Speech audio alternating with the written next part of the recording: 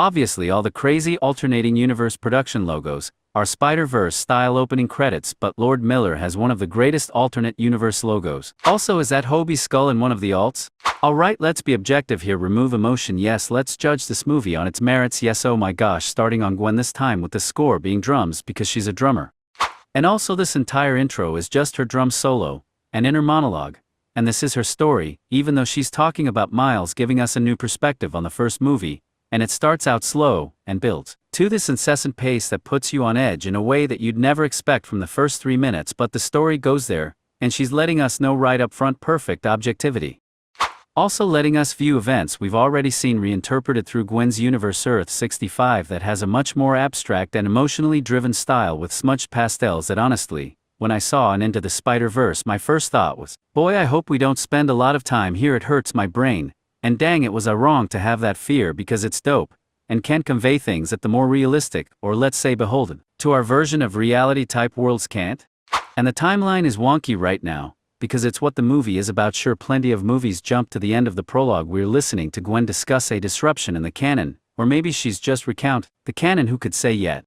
Def Leppard's drummer Rick Allen famously lost an arm in a car accident but overcame what seemed like insurmountable odds, especially in 1984, to not only continue as a drummer, but do it during arguably their most successful era anyway. Not sure what overcoming absurd has to do with this film. Don't want to talk. I didn't join a band so I could talk about my feelings. Well, I did. I joined. Honesty, you gotta find those connections where you can. Betty, I play adult rec soccer to see my brothers more. We do what we can.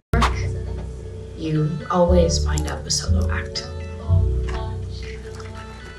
So much music in this one to talk about, like so many songs of note, which is crazy because the first movie also had a killer soundtrack and score, and I think by bringing in Metro Boomin they outdid themselves. Self-love captures the mood. Each frame also reinforces that even Gwen's hair color changes depending on the moods, or seasons, or vibes, plus it's that something took a picture every day for 10 years, and now I'm a hottie but clearly slipped into depression as the crushing weight of adulthood came down on me, you know the ones.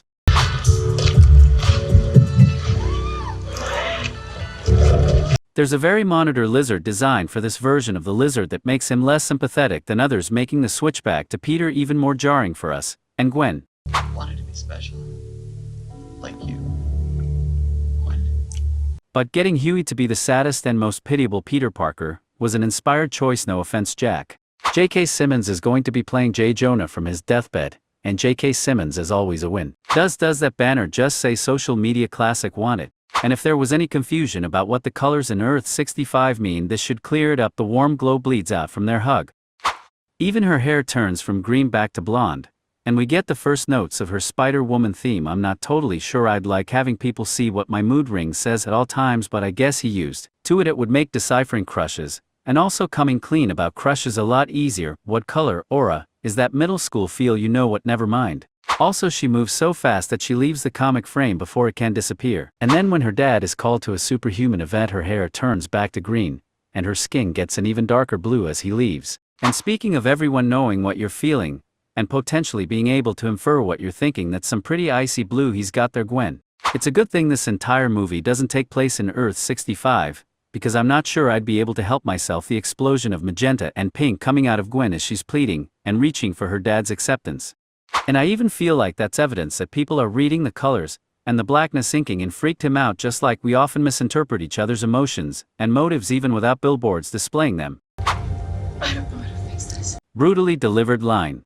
Join the club. It's a double entendre. This Miguel guy has already grown on me. Yeah, leaving your dad universe behind would leave you feeling a little blue.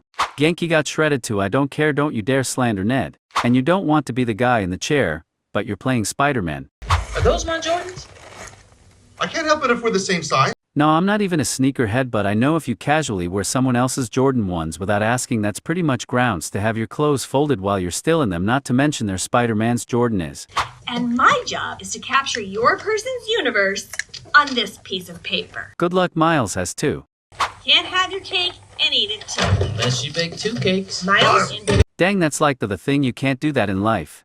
Both of them get a response just with the looks. be in Spanish. Ooh, okay. But the Puerto Rican flag snap. And has the best quantum researchers in the country.